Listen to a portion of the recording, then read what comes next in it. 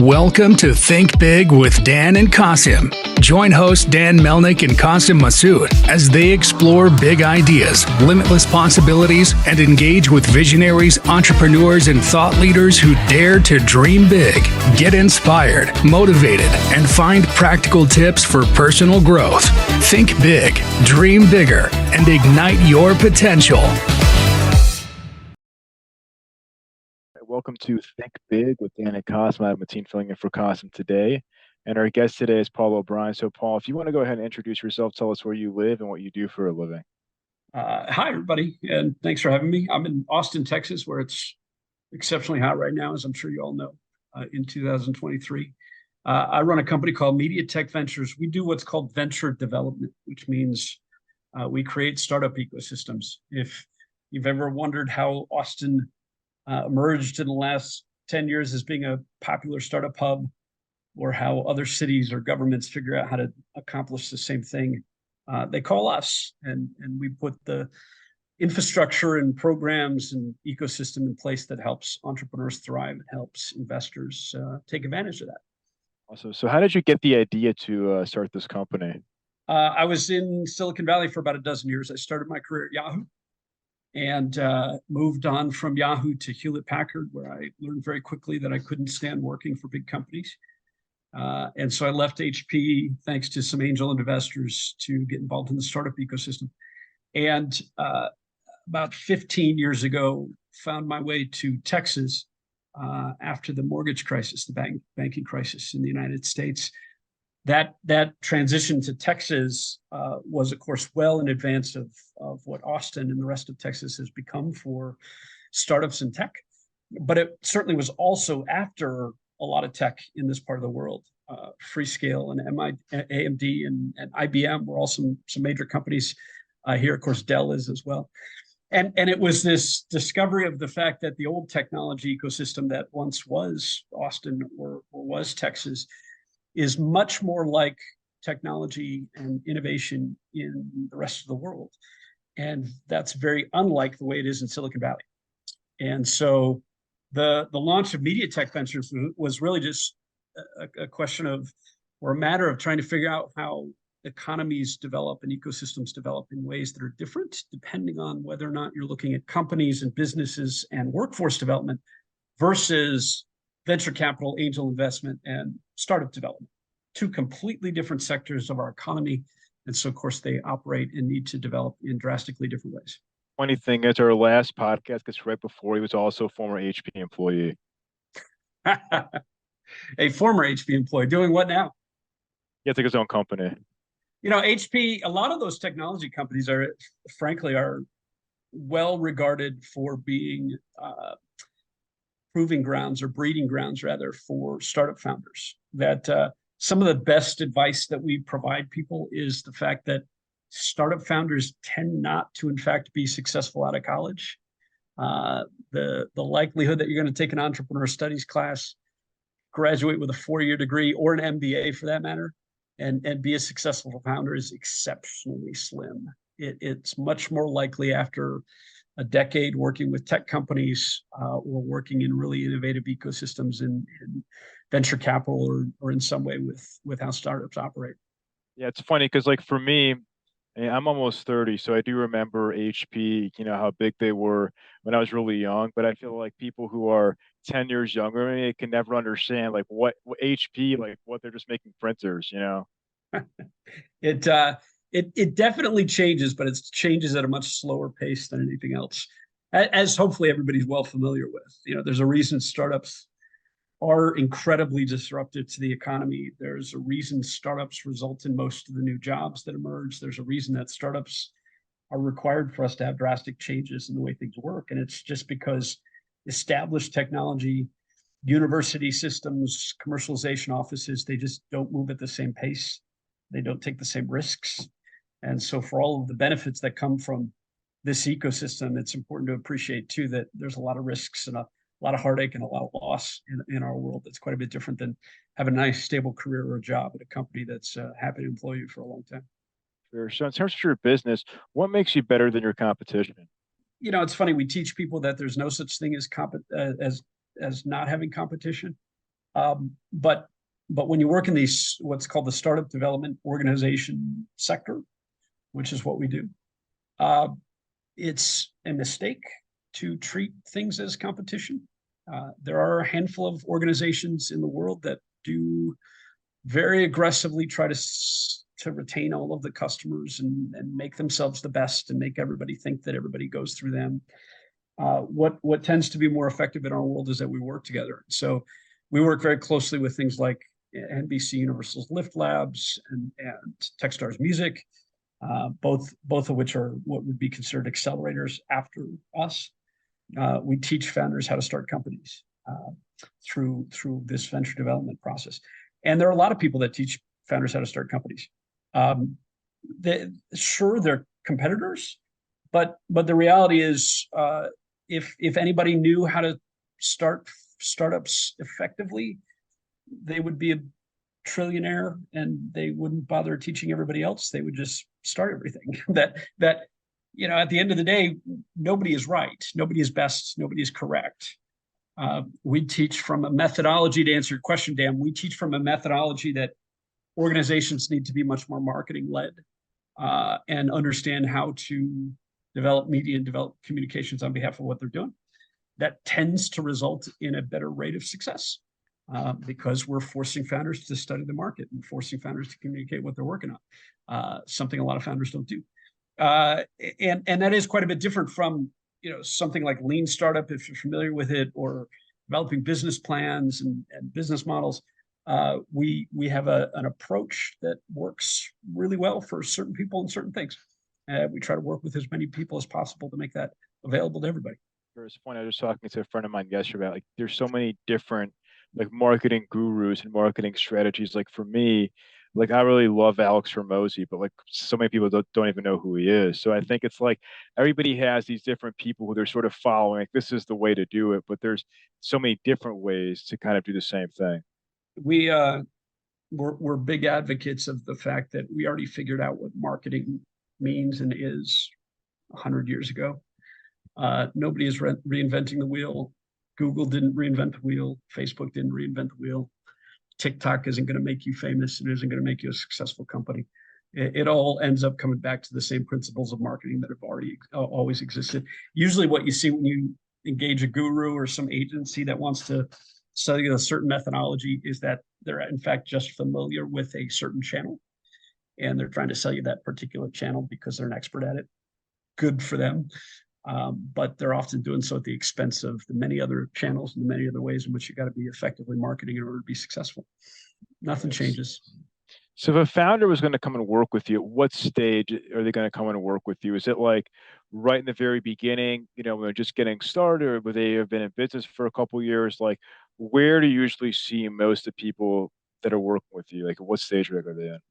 Yeah, it's a good question because it's an important way to distinguish what we do. So the founders that come to us are pre-seed, idea stage, generally people that need or want to be taught how this works. We're not in the business of launching a startup. We're not in the business of accelerating a startup, which is a later stage kind of program. We're in the business of teaching founders how to do startups. And that education, that teaching is very different than entrepreneur studies at school. It's very different than business administration class.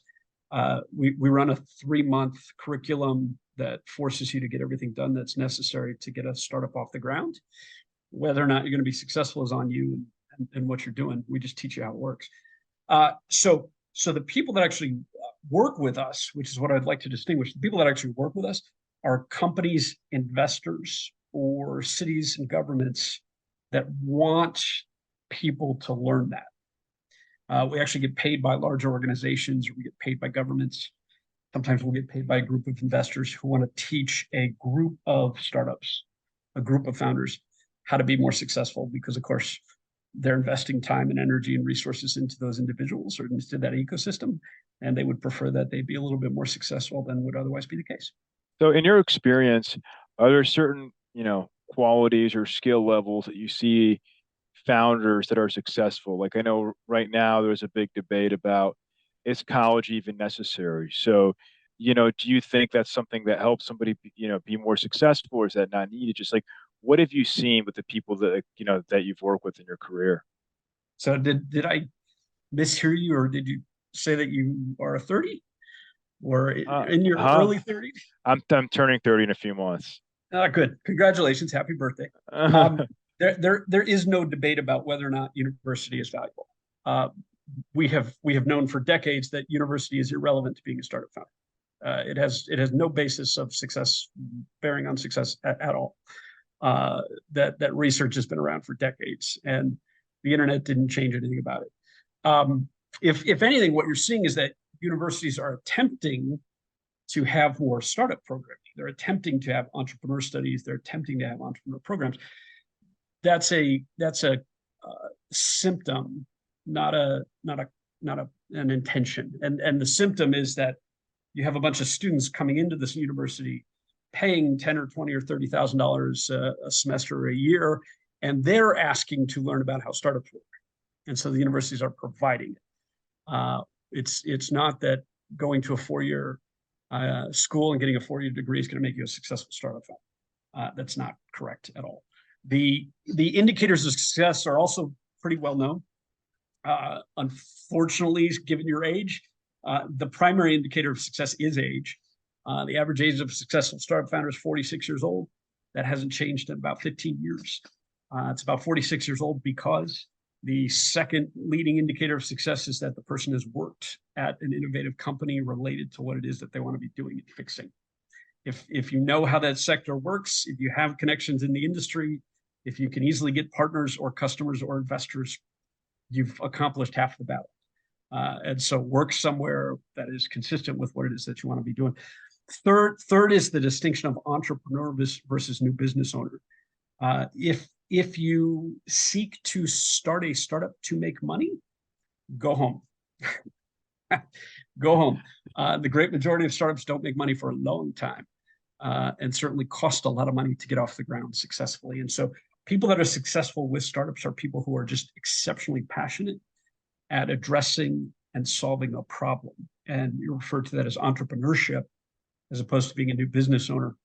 Entrepreneurs are those people that just seem constantly fixated on fixing things and investing themselves, doing it themselves. Those kind of people tend to be more successful startup founders because they're able to put up with the frequent no's, the frequent disruptions in what they're doing, the very long runway to getting revenue or customers, and the almost incessant hesitation from anybody to help you or to work with you or to be involved with what you're doing. That takes a certain personality type, and it's one that most people are just born with or grow up with because it's a cultural characteristic. It's a set of social skills that are very, very different and very, very unusual. You'll notice, by the way, most of the people that are successful working for startups or founding startups are also the same people who are not very successful working for a company. Right? They're disruptive, they're frustrated, they're bored. There's probably a reason for that. And so I can relate to that. I can relate to that. Yeah. A lot of us can. Yeah. So in terms of, you mentioned earlier that you're in Austin. So how much has that helped you in terms of growing your business? Like, are you mostly working with people in Austin? Like, what does that look like for you? No, so think of what we do in a pretty unusual way from most of the companies or businesses that your audience might be familiar with or hear from. We don't work in Austin. Think of Austin instead as our proof of concept. If you were to say what evidence is there that we can build a startup ecosystem, well, see Austin, come to South by Southwest. That didn't happen organically. Right, that's a result of a lot of other people, including us, including myself. It's a result of a lot of people who collaborated and explicitly invested and focused on the startup sector of the economy and the industry here. That when we engage with other cities, we're talking to Atlanta, for example. One of the things we'll frequently point out to Atlanta is we do not need or want the Chamber of Commerce and the small business programming and the SBA in the room. If you truly want to develop an innovative ecosystem for startup founders, it requires a different set of priorities and focus and collaborations. And that's foreign for a lot of places. That's foreign for a lot of cities to exclude the folks that are typically in the room. But you have to do so. You have to make sure that the people we're working with are the people that really understand what it takes to build startups, really understand what it takes to deliver returns for venture capital, and really understand what it takes to position that properly in the city and in the community where you live and work. So what specifically about these government organizations like the SBA, for example, do they, qualities that they don't have? Are they more focused on, I don't know, old maybe brick and mortar businesses as opposed to tech companies? Like what specifically about them makes you say, okay, that they should not be in the room and having these conversations? Yeah, great question, and appreciate everyone that tech has nothing to do with it. So it's not tech companies versus other stuff. I mean, you can certainly have consumer packaged goods or a new food company that is technically a startup.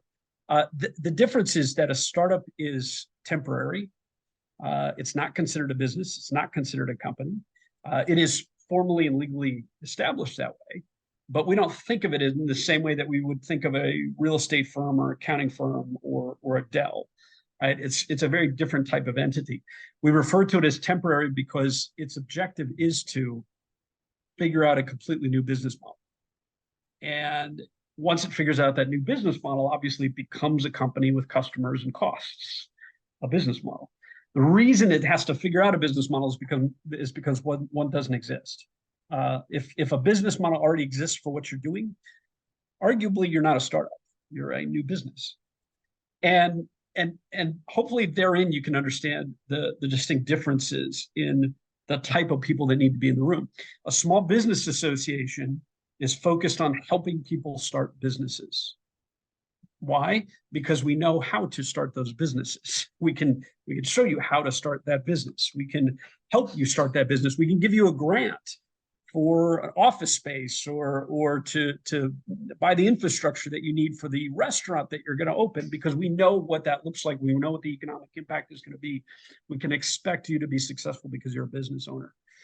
We can't do the same with startups. With startups, we have to know that the majority are going to fail. The majority are going to disappear. The majority are not going to result in anything valuable. In fact, they're going to use and consume resources. If you're not capable of doing that, if you're not ready to do that, if you don't know how to handle that and turn those difficult opportunities into something substantial, then you're just not cut out for this space. And you shouldn't be cut out for this space, because when business advisors and business mentors get involved in the startup ecosystem, we often find they're giving people bad advice. They're often giving people advice that is oriented to an operating business, but a startup is not an operating business. So we've got to be focused on what it is that they need in order to be more successful, as opposed to what a business would typically focus on in order to be successful. So at least one thing I've noticed is that in other countries, that they give grants and they help startups out way more than in the US. Have you seen that as well? And if so, like, why is that the case in your opinion? Yeah, I mean, to a great extent, you're getting into politics and the implication of the United States on the rest of the world. One, politically in the United States, there's certain subjects that are just hot button issues that are dangerous for politicians to get involved with. Education is one of those things, right? We all want better education. The problem is the more money the U.S. government allocates to education, the better we'd expect it to be, and yet it's becoming more expensive and less effective. See, so it's a dangerous situation.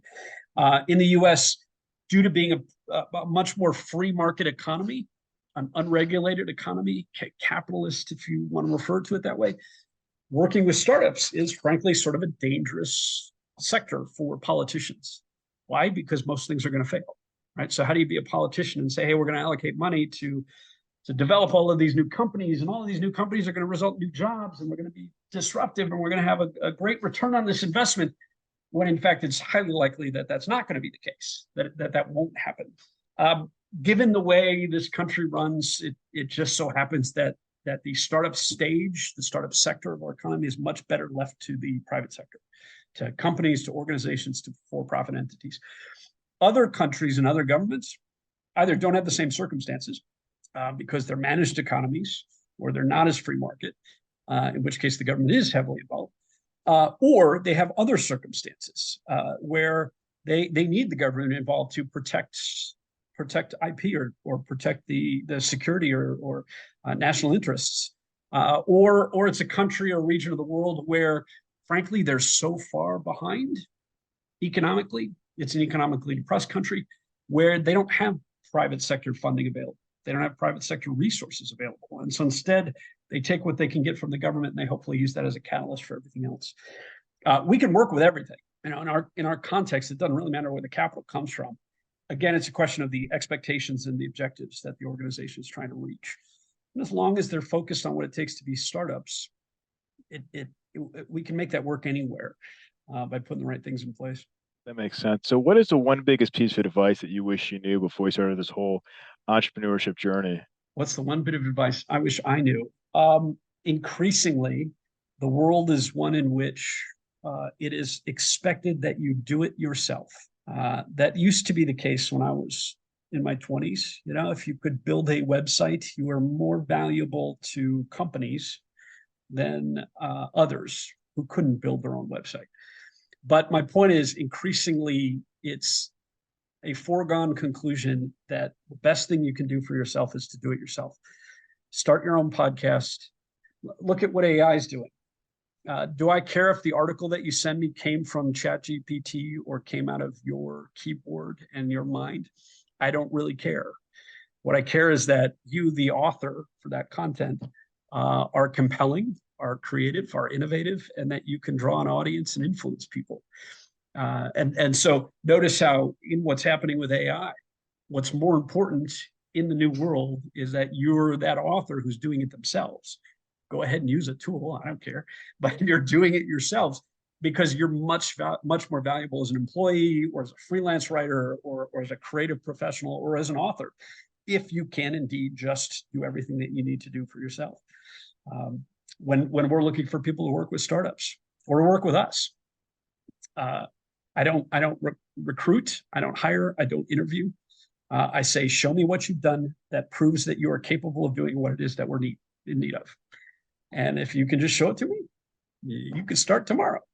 If you can't show it to me, that's my advice to you, is go back and figure out how to do that and do it for yourself, and then call us back and we'll get you involved in the ecosystem. Awesome. So if somebody watching this wanted to reach out to you, do you mind sharing your website or best way to get in contact with you?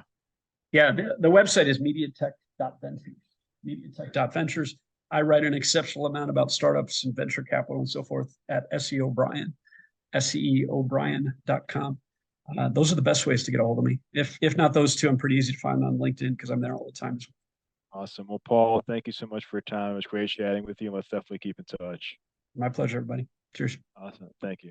Thanks. Bye.